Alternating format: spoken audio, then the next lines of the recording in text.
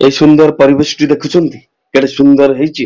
ଆଗରେ ଜାନକୀ ଝୁଲାର ଦୃଶ୍ୟ, ତାପରେ ମାୟାନଗରୀର ଦୃଶ୍ୟ ଆପଣ ମାନେ ଦେଖିପାରୁଥିବେ। ଏ ଟୋଟାଲ ସହରଟିର ଦୃଶ୍ୟ ଏଇ ଗଙ୍ଗା ନଦୀ କୂଳରେ ଆପଣ ପରିଦର୍ଶନ କରିପାରିବେ ଦେଖୁଛନ୍ତି।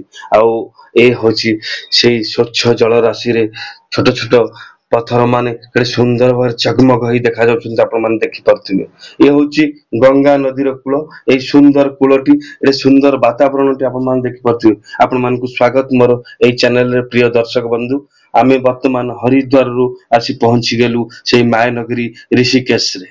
ଏହାର ଆପଣ ମାନେ ପୌରାଣିକ କଥା ତ ଅନେକ ଥିବ, ଆପଣ ମାନେ ଜାଣିଥିବେ। ପ୍ରଭୁ ବିଷ୍ଣୁଙ୍କର ଅନ୍ୟ ନାମ ଋଷିକେଶ। ପ୍ରଭୁ ଏଇଠି ଋଷିକେଶ ରୂପରେ ସ୍ଥାପିତ କରାଯାଇଥିଲେ, ଆଉ ଏଇଠି ଋଷିକେଶ ରୂପରେ ସେ ଆବିର୍ଭାବ ହେଇଥିଲେ। ଏଇ ଋଷିକେଶ ସହରଟି ଅତି ସୁନ୍ଦର ସହରଟି। ଇଏ ହଉଛି ଦେଖିପାରୁଥିବେ ରାମ ଝୁଲା ଆଉ ଲକ୍ଷ୍ମଣ ଝୁଲା। ଏ ହଉଛି ତାର କିଛି ପିକ୍ଚର। ଆଉ ଏଠି ହଉଛି ଭ୍ୟାଲି ଅଫ ଫ୍ଲାୱାର। ଆପଣ ମାନେ ପାହାଡର ଫୁଲର ପାହାଡ ବି ଦେଖିପାରିବେ ଏଇ ଜାଗାରେ। ଆଉ ୱାଟର ରାଫ୍ଟିଙ୍ଗ କରିପାରିବେ ଏଇ ଜାଗାରେ ଆପଣ ମାନେ ଦେଖିପାରୁଥିବେ କେମିତି।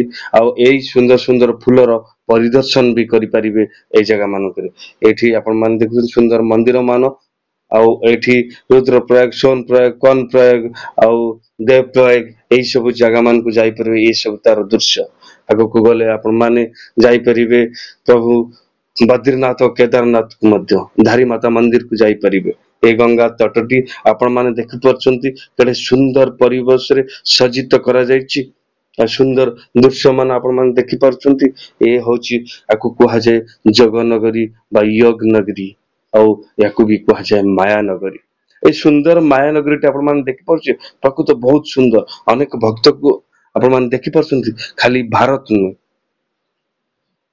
ଭାରତ ବାହାରୁ ବି ଆସୁଛନ୍ତି। ଫରେନରୁ ଅନେକ ଭକ୍ତ ଏ ଜାଗାକୁ ଆସୁଛନ୍ତି। ଫରେନର ମାନେ ପ୍ରାୟ ଏ ଜାଗାରେ ଆସି ପରିଦର୍ଶନ କରୁଛନ୍ତି, ପ୍ରାୟ ରହୁଛନ୍ତି। ଆଉ ଏ ଦୃଶ୍ୟ ବି ଦେଖୁଛନ୍ତି, ଅନୁମାନ ଅନୁଭବ କରୁଛନ୍ତି।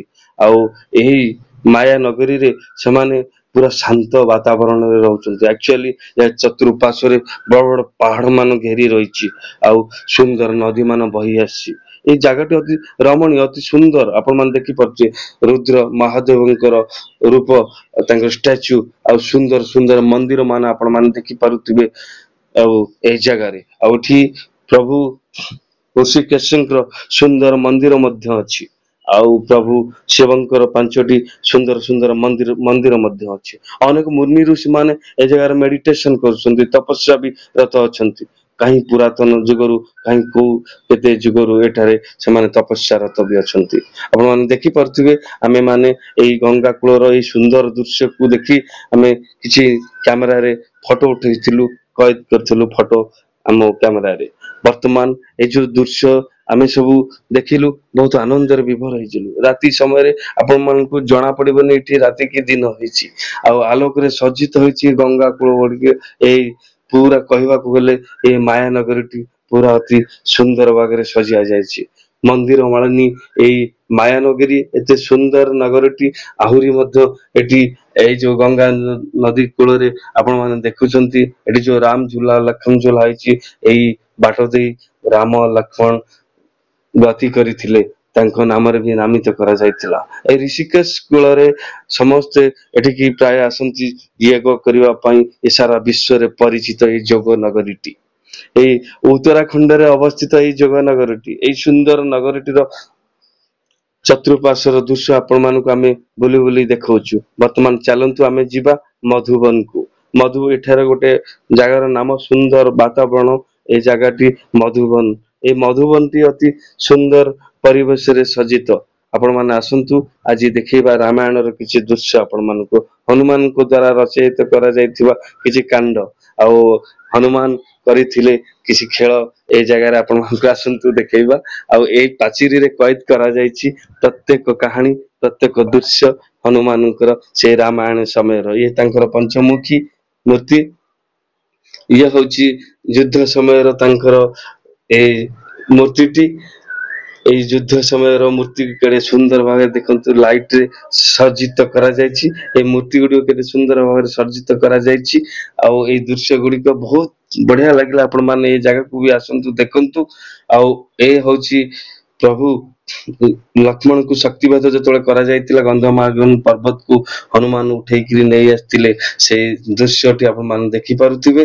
ତାପରେ ରାମଙ୍କୁ କେମିତି ସେ ରାମାୟଣୀ ସମୟରେ ହେଲ୍ପ କରିଥିଲେ ଏଇ ସବୁ ଆପଣ ମାନେ ଏଇ ଦୃଶ୍ୟ ଦେଖୁଛନ୍ତି। ବର୍ତ୍ତମାନ ଯୁଦ୍ଧ ସମୟରେ ରାମ ଲକ୍ଷ୍ମଣଙ୍କ ଯୁଦ୍ଧ ସମୟ ରାମ ଲକ୍ଷ୍ମଣଙ୍କୁ ନେଇକି ଯାଇଥିଲେ କାନ୍ଧରେ ଲଙ୍କାପୁରକୁ ସେର ଦୃଶ୍ୟ ଲଙ୍କାପୁରରେ କେମିତି ସେ ସବୁ ଛାନଭିନ ମାନେ ପୁରା ନଷ୍ଟ କରିଦେଇଥିଲେ ତାହାର ଦୃଶ୍ୟ ଆପଣ ମାନେ ଦେଖିପାରୁଥିବେ। ମା ଜାନକୀ ମାତାଙ୍କ ପାଖରେ ସେ ଯାଇ ପହଞ୍ଚିଥିଲେ ଆଉ ଅଶୋକ ବାଟିକାକୁ କେମିତି ପୁରା ନଷ୍ଟ ଭ୍ରଷ୍ଟ କରିଦେଇଥିଲେ ତାହାର ଦୃଶ୍ୟମାନ ଆପଣ ମାନଙ୍କୁ ଏଇ ସବୁ ଦିବାରରେ କଏଦ କରାଯାଇଛି ଦେଖାଯାଉଛି ଆପଣ ମାନେ ଦେଖିପାରୁଥିବେ।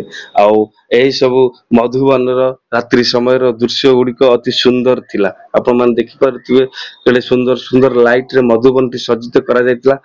ପ୍ରତ୍ୟେକ ଆଶ୍ରମର ଭିତରେ ପ୍ରତ୍ୟେକ ଜାଗାରେ ପ୍ରଭୁଙ୍କର ସବୁ ତାଙ୍କର ନୀଳାଖଳାର ମୂର୍ତ୍ତି ମାନ ସ୍ଥାପନ ବି କରାଯାଇଛି।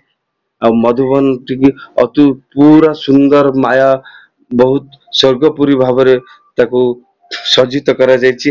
ଆପଣ ମାନେ ଆସନ୍ତୁ ଏଇ ଋଷିକେଶର ଦୃଶ୍ୟ ଦେଖନ୍ତୁ ଆଉ ଏଠାର ଖାଦ୍ୟ ଆଉ ବିଭିନ୍ନ ପ୍ରକାର ବାସସ୍ଥାନର ବି ଆପଣ ମାନେ ମଜା ନିଅନ୍ତୁ। ଆସନ୍ତୁ ମୋର ଏଇ ଚ୍ୟାନେଲକୁ ଆପଣ ସବସ୍କ୍ରାଇବ କରନ୍ତୁ ଫଲୋ କରନ୍ତୁ।